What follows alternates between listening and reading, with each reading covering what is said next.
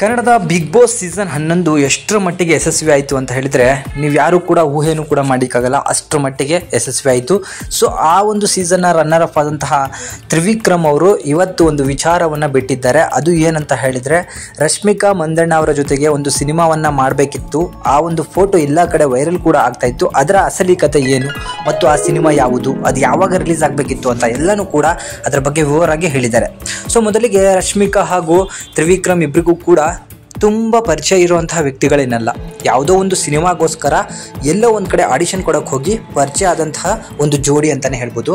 Total 7 ಜನ ಆ ಸಿನಿಮಾಗೆ ಫೈನಲ್ ಆಗಿ ಆಯ್ಕೆ ಆಗಿರ್ತಾರೆ. ಸೊ ಅದರಲ್ಲಿ ಹಲವಾರು ಜನ ಇವತ್ತು ಸಕ್ಸಸ್ ಕೂಡ ಆಗಿದ್ದಾರೆ ಬೇರೆ ಬೇರೆ ಇಂಡಸ್ಟ್ರಿಗಳಲ್ಲಿ ಮತ್ತು ಒಳ್ಳೆಯ ಹೆಸರುಗಳನ್ನು ತೊಗೊಂಡಿದ್ದಾರೆ.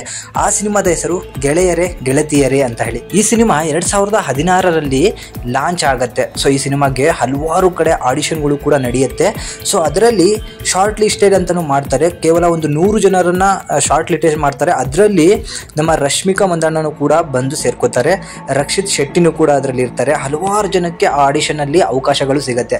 ಸೊ ಅದರಲ್ಲಿ ತ್ರಿವಿಕ್ರಮ್ ಅವರು ಕೂಡ ಒಬ್ಬರಾಗಿರ್ತಾರೆ. ಸೊ ನೀವು ನೋಡ್ತಿರ್ಬೋದು, ಇಲ್ಲಿ ಕಾಣ್ತಿರುವಂಥ ಫೋಟೋದಲ್ಲಿ ಇವರು ಒಂದು ದೇವಸ್ಥಾನದಲ್ಲಿ ಒಂದು ಆಡಿಷನ್ನ ಪಾಸ್ ಆಗಿಬಿಟ್ಟು ನಂತರ ಬರುವಂತಹ ಒಂದು ಮುಹೂರ್ತದಲ್ಲಿ ಆ ಮುಹೂರ್ತಕ್ಕೋಸ್ಕರ ಅವರು ಆ ಪೂಜೆಯನ್ನು ಮಾಡ್ತಾರೆ. ಆದರೆ ಯಾವುದೋ ಒಂದು ಕಾರಣಕ್ಕೆ ನಿರ್ಮಾಪಕರಿಗೆ ಸಾಲ ಆದ ಕಾರಣ ನಿರ್ಮಾಪಕರು ಈ ಸಿನಿಮಾವನ್ನು ಅರ್ಧಕ್ಕೆ ಕೈ ಬಿಟ್ಬಿಡ್ತಾರೆ.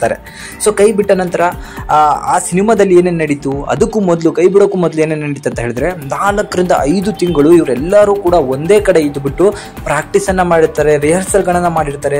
ಸೊ ಸ್ಕ್ರಿಪ್ಟ್ಗಳನ್ನು ಎಲ್ಲರೂ ಕೂಡ ಗಟ್ಟಿ ಹೊಡ್ಕೊಂಡು ಆ್ಯಕ್ಟಿಂಗ್ ಕೂಡ ಮಾಡಿರ್ತಾರೆ. ಬಟ್ ಈ ಸಿನಿಮಾ ಏನೋ ಒಂದು ಕಾರಣಕ್ಕೆ ನಿರ್ಮಾಪಕರು ಸಿಕ್ಕಾಪಟ್ಟೆ ಲಾಸಿಂದ ಇದು ಸೆಟ್ಟೇ ಏರೋದಿಲ್ಲ. ಸೊ 5 ತಿಂಗಳ ಕಾಲ ರಶ್ಮಿಕಾ ಅವರ ಜೊತೆಗೆ ನಾನು ಹಾಯಾಗಿದ್ದೆ. ಆಗ ಅವರು ಯಾವ ಕ್ರಶ್ ಕೂಡ ಆಗಿರಲಿಲ್ಲ, ಯಾವ ಸಿನಿಮಾ ನಟಿನೂ ಕೂಡ ಆಗಿರಲಿಲ್ಲ.